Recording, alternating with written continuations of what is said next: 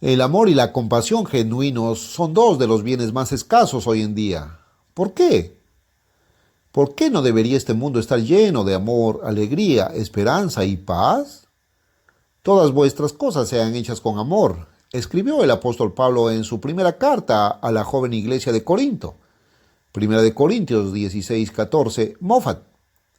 Entonces, ¿por qué durante casi 2000 años este consejo del apóstol Pablo ha sido tan difamado y descuidado? Ningún consejo es más necesario para este mundo hoy en día.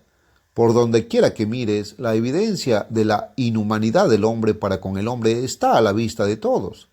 Desde las salas de juntas corporativas hasta las carreteras secundarias de África y Asia destrozadas por la guerra, abundan el sufrimiento y la angustia humanos. El crimen violento devasta ciudades europeas y americanas que alguna vez fueron seguras.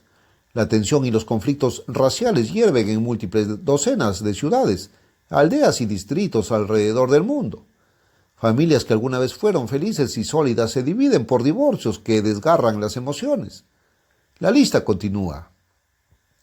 Pero, paradójicamente, el hombre está más avanzado tecnológicamente y materialmente que nunca antes, y parece estar mejor equipado, gracias a sofisticados sistemas de comunicación, para aprender de sus errores.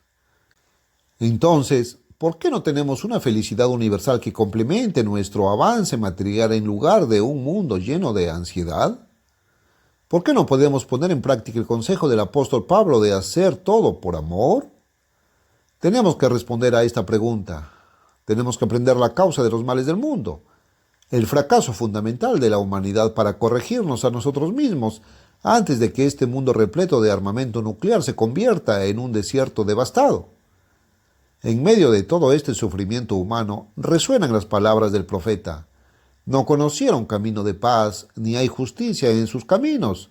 Sus veredas son torcidas, cualquiera que por ellas fuere no conocerá paz. Isaías 59:8. Aunque este mundo intenta desesperadamente encaminarse hacia la paz, todos sus esfuerzos fracasan.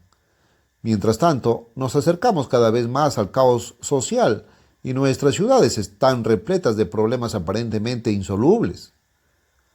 En nuestra llamada era ilustrada, los profesionales de las ciencias sociales son incapaces de explicar lo que ellos llaman conducta socialmente desviada, la mente criminal. En una conversación privada reciente, un profesor de una importante universidad estadounidense admitió al autor que la sociología aún no había desvelado el turbio misterio que rodea a un cerebro dedicado a alterar las costumbres y leyes de la sociedad. Pero, continuó, hemos descubierto lo que entendemos que son los principales factores relacionados con la formación de una mente criminal. ¿Sabes qué es? La falta de amor. El psicólogo William Gleiser coincide. Cuando no podemos satisfacer nuestra necesidad total de amor, sin duda sufriremos y reaccionaremos con muchos síntomas psicológicos familiares, desde un leve malestar pasando por la ansiedad y la depresión hasta el aislamiento total del mundo que nos rodea. Reality Therapy, página 2. Eric Fromm agrega, el amor es la única respuesta sólida y satisfactoria al problema de la existencia humana. El arte del amor, página 111-112. Pero, ¿qué tipo de amor? ¿Y cómo se adquiere y se expresa? Hay una causa para cada efecto.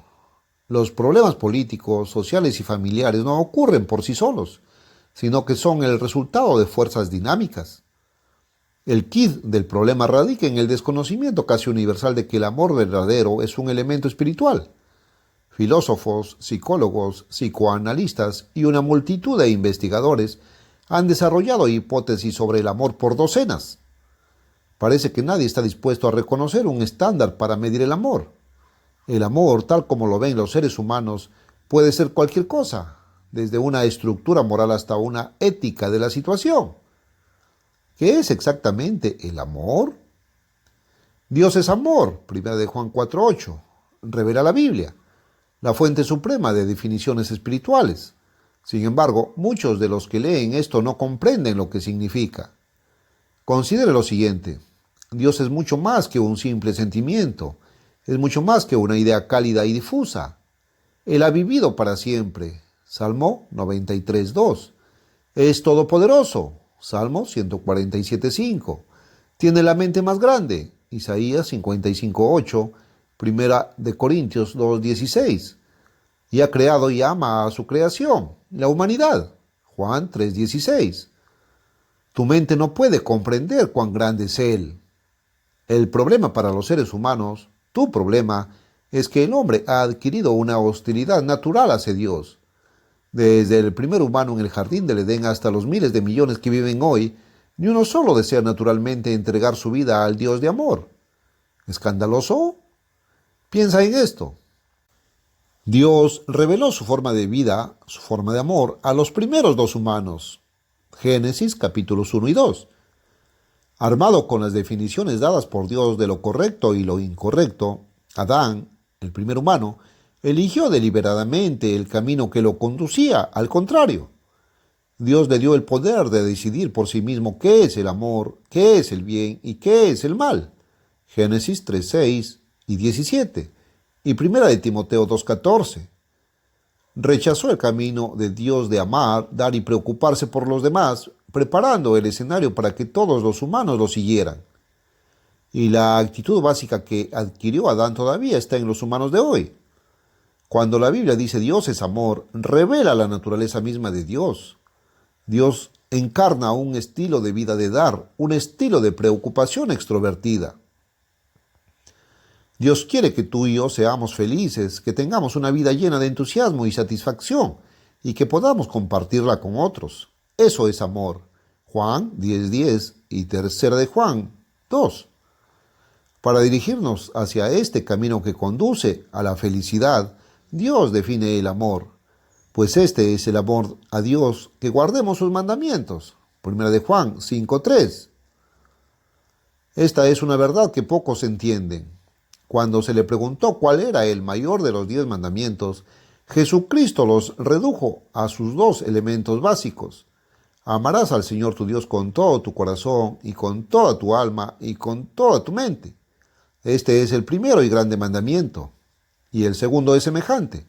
Amarás a tu prójimo como a ti mismo. Mateo 22, del 36 al 39. Considere esto. Los primeros 4 mandamientos revelados en Éxodo 20 le muestran cómo amar a Dios. Los últimos 6 revelan la manera en que debe amar a su prójimo. Pero, ¿cómo ve esto la mente natural no convertida? La mente puesta en la carne, cosas materiales, físicas, es enemiga de Dios. No se sujeta a la ley de Dios, ni tampoco puede. Y los que viven según la carne no pueden agradar a Dios. Romanos 8, 7, 8. El hombre en su estado natural quiere tener poco que ver con Dios. Como Dios es amor, el hombre inconscientemente rechaza el amor verdadero que traería felicidad. El modo de vida de Dios, expresado en 10 puntos resumidos llamados 10 mandamientos, es una fuerza viva. Cuando se quebranta uno o más de estos puntos, hay un castigo. Tanto usted como los demás sufren física, mental, emocional y espiritualmente. Tomemos primero el ejemplo físico. ¿Qué pasaría si de repente todos decidieran dejar de cometer adulterio y terminaran todas las relaciones como homosexuales y prostitutas? Desaparecerían las enfermedades venéreas, se esfumaría la prostitución, los embarazos de adolescentes desaparecerían pronto, la gente en general sería inmediatamente más feliz. Pero el hombre dice, no quiero obedecer la ley de Dios, la rechazo, yo hago mis propias reglas, de modo que millones de hombres y mujeres sufren innecesariamente.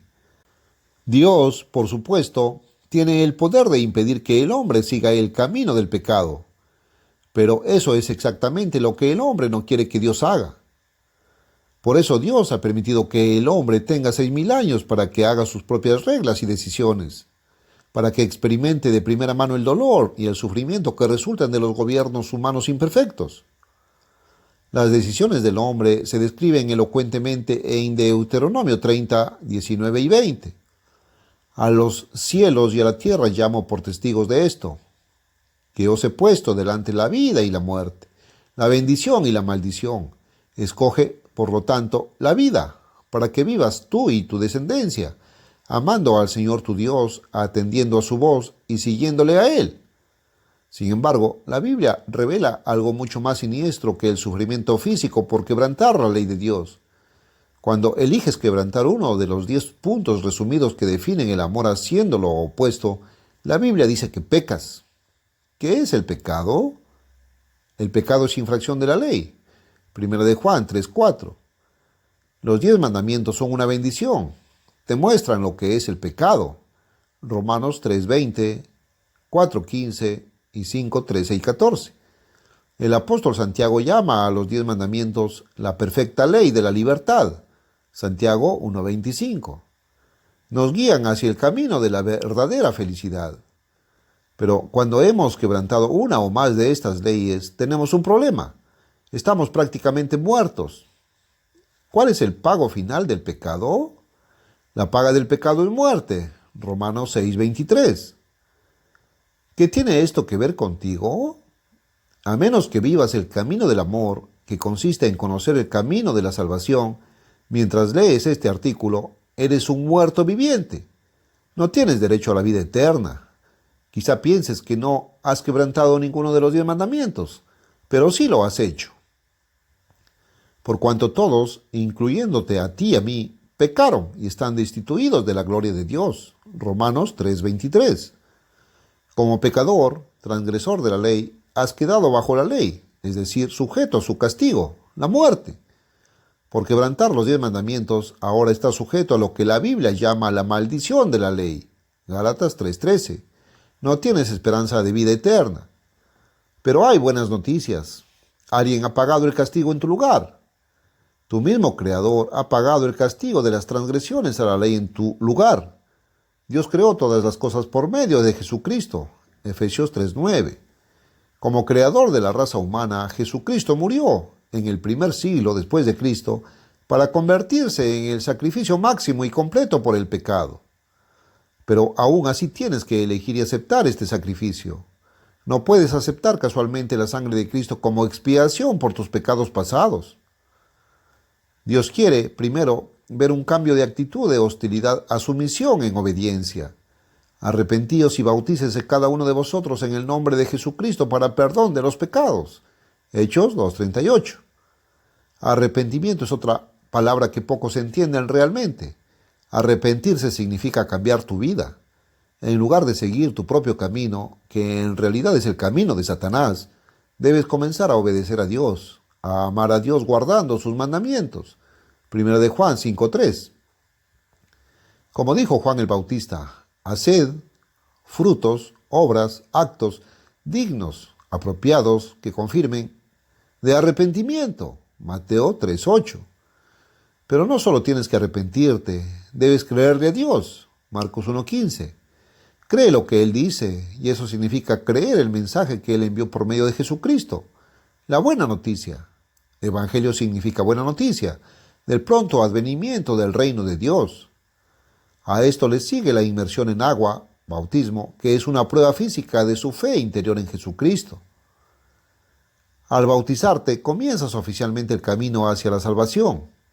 Al aceptar a Jesucristo como tu Salvador, entras bajo la gracia inmerecida. Tu historial de pecados anteriores perdonado. Tus pecados pasados quedan totalmente cubiertos por la sangre del sacrificio de Cristo. Hebreos 9, 12 y 14. Olvidados para siempre. Al recibir el Espíritu Santo prometido por Dios, Hechos 2:38 y Romanos 8:9, te conviertes en heredero, aún no poseedor, del reino de Dios. Ahora eres un hijo o hija engendrado de Dios. Pero, ¿han perdido los 10 mandamientos su poder para guiar? No, eres salvo de los pecados pasados por gracia. Efesios 2:8, algo que no puedes ganar por ti mismo. Pero ahora debes, en un estado mental arrepentido, comenzar a guardar todos los mandamientos, para que no vuelvas a caer bajo la pena de muerte.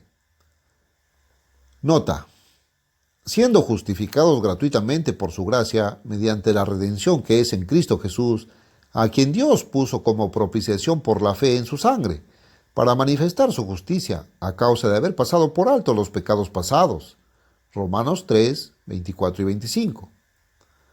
No puedes ganarte el perdón, eso viene por gracia, perdón gratuito e inmerecido de Dios. La gracia cubre tus pecados pasados, Romanos 3:25. Eres justificado por la fe, Romanos 3:28. Pero la ley que define el pecado, que distingue claramente el bien del mal, conserva su poder de vida y muerte sobre ti. Considera, ¿luego por la fe invalidamos la ley? En ninguna manera. Antes confirmamos, griego, continuamos, la ley, Romanos 3:31. La ley define el pecado. No puede perdonar pecados.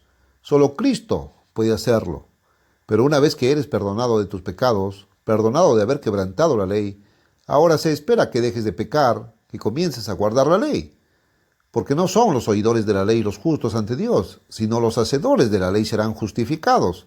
Romanos 2:31. Así que ahora todo encaja en su lugar. Después de haber sido convertidos y aceptado el sacrificio de Cristo, nuestros pecados pasados son perdonados y ya no estamos separados de Dios. Romanos 5:10. Al recibir su Espíritu Santo, nuestras mentes son renovadas y comenzamos a ser más como Él. Efesios 4:23. Imbuidos del espíritu de amor, alegría, paciencia y paz mental. Sin embargo, como seres humanos que luchan por la salvación, para vencernos a nosotros mismos, al mundo que nos rodea y a Satanás, ocasionalmente tropezamos y quebrantamos la ley de Dios. Cuando vemos el pecado en nosotros, Santiago 1:23 al 25, debemos arrepentirnos inmediatamente y pedir que se nos aplique el sacrificio de Cristo. Debemos cambiar en lo que transgredimos y, en cambio, llegar a ser más como Dios. Al arrepentirnos y orar por perdón, Mateo 6:12, nuestros pecados son perdonados. Recuerde, la gracia no es una licencia para quebrantar libremente la ley de Dios. Romanos 6:15. Continuamos creciendo en la gracia y en el conocimiento de nuestro Señor y Salvador Jesucristo. Segunda de Pedro 3:18. En este sentido, la ley del Señor es perfecta que convierte el alma. Salmo 19:7. La palabra hebrea para ley es Torah.